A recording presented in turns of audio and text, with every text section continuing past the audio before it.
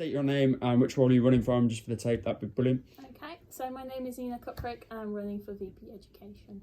Superb. What drew you to the particular role, Nina? So I've been a rep for 2 years and then a part-time officer, so that kind of showed me how the university works and the union.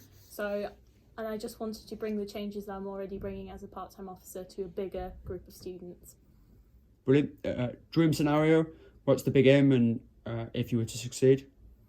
To have a job after university. I'm joking, I want to make some changes, leave a legacy and just improve student life and make the university experience positive for everyone. What's your current perception of the union right now? Good. There could be some little kinks ironing out, but I feel like that's with every organisation. But I'm really excited to work with them to make changes for the university. How do you think it will change over the next year? It really depends on the officers that come in. So this year it's been absolutely amazing, but I think it will grow and its outreach will grow and it'll just get more engagement from students. Brilliant. How do you deal with problems in a professional setting? Calmly think about it, maybe get a second opinion. I do tend to be a bit impulsive, but I'm working on it. But it's, as long as you're kind and you approach things in a calm manner, you can usually sort things out. Amazing, brilliant. How, with the union roles and all that, like, you will be thrust into a limelight scenario at the university that is an unprecedented scale that not a lot of people have dealt with. How would you deal with that personally and the pressures that come with it? So as I said, I've been a part-time officer for the last year, and because I've been so active, I've kind of done that already, but on a lot smaller scale. So because I'm the part-time officer for art and media, it's all been mostly within the School of Art. But I'm not scared of important people. They're just people. At the end of the day, we're just going to have a conversation and we're going to reach a point where we can both come out of that meeting happy. Amazing, thank you. Bit of a scenario one for you then. A student who's in distress comes up to you randomly in the university, is unhappy and directing blame at their particular problem at you, although it necessarily isn't your fault. How would you deal with that? First, I'd stay calm. I'd try and see if there's anyone around just in case it gets a bit, but it's something that as a woman you have to be aware of, and just try and talk them down, try and talk to them, try and see what the actual problem is, and then direct them to well-being, or even walk with them to well-being, because they're probably a lot better equipped at dealing with emotional distress than I am. Superb. In your experience, what is key to developing a good team? Listening, and actually listening, not just talking. Communication is the start, but you actually have to listen in order for that to work. I feel like that's every relationship, be it friends or romantic or teamwork. You just have to listen to your team and reach a compromise. Yes, there'll always be someone who's a leader and kind of distribute the roles, but everyone's important. Every single part of the team is important and it wouldn't work without it. What personally do you do to maintain trust amongst the team? Don't lie to people. Try and be as open as possible. If you can't say anything because of, like, someone said to you that in confidence, then just say, I can't tell you, I'm really sorry. Just be yourself as well.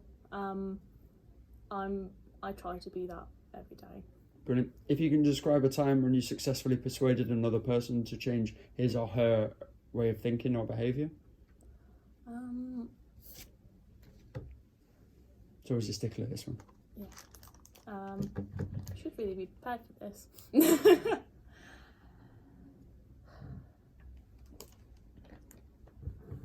can't think of any. You know, when someone asks you your favourite film, you can't remember a single one you've watched. It's exactly the reason why we ask these kind of things. With my, on arts we don't have a dissertation, but with my essay tutor, he wasn't completely sold on my essay idea. But I've done so much research about it that I managed to talk him round, to the point that you actually seemed as excited about it as I did. There we are. That's amazing.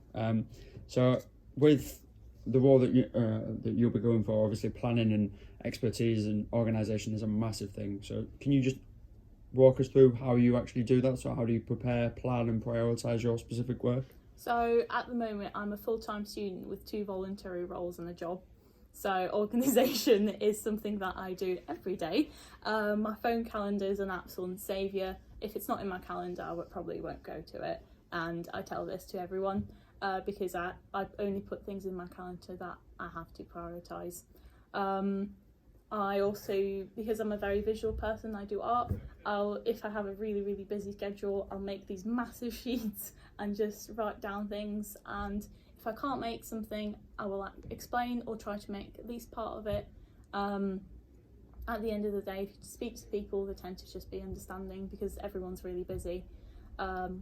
So yeah, I just think organisation at this point is part of the core part of my life. Otherwise, everything would fall apart. Brilliant. Quickly, what, in your opinion, what takes precedent here at the university? Education or community? I think it is community. Because I didn't grow up in England, I didn't go to school in England. I moved here and it was terrifying, but within a week, I felt like part of a community. And that community I don't see it as separate to education. So one of my manifesto point is actually academic community. So I want to show how community building and being part of a community is conducive to our learning. Brilliant. How do you sell your particular ideas to others? Is there a strategy you have, or is it written down or a visual form that you've said? So I'll be selling by talking, by being myself, being friendly and bubbly and just excited, because I'm genuinely really excited about all the changes I want to make. It's all based on feedback, not just from me and my friends, but also feedback that I've gained as a rep and as a part-time officer, and the problems that I've seen. Being a part-time officer, you kind of get an inside look. So it's just being passionate, and I hope that translates through. Also, I've gone with a really, really bright red theme, so hopefully everyone will notice me. Right, then the serious one's over, so yeah. All the serious ones are done. Yeah. You can relax. They weren't that bad, were they? No. They weren't that bad at all. We've got the fun ones now, so these are little quick snappy things that are really, really great. Okay, so very quickly, what's your favourite word? Success. What's your least favourite word? Loneliness. What sound or noise do you love? Sound of, I don't know. Netflix turning on. Big old da-dum. That's a great one. What sound or noise do you hate? It's completely irrelevant to being a university student, but the sound of the school bell, it just sets me off. I can't deal with it anymore. Brilliant. What would be your dream job? This one. I really want to work with the union. What job would you never like to do? I would never like to be someone who has to campaign on the streets of Derby. What stimulates you as a person? Spite. And what is your pet peeve about others? I don't like slow walkers. I can't deal with it. We need to get somewhere. I was just having that on the way here. I'm just like, just walk faster. And finally, very quick one. If heaven exists, what would you like to hear God say to you when you arrive at the pearly gates? That's a deep one. I could sit here and talk about it all day. I don't believe in... I think that heaven's very similar to us, but I think what I would have to say is welcome to the good place. Amazing. Thank you very much, Nina. Oh.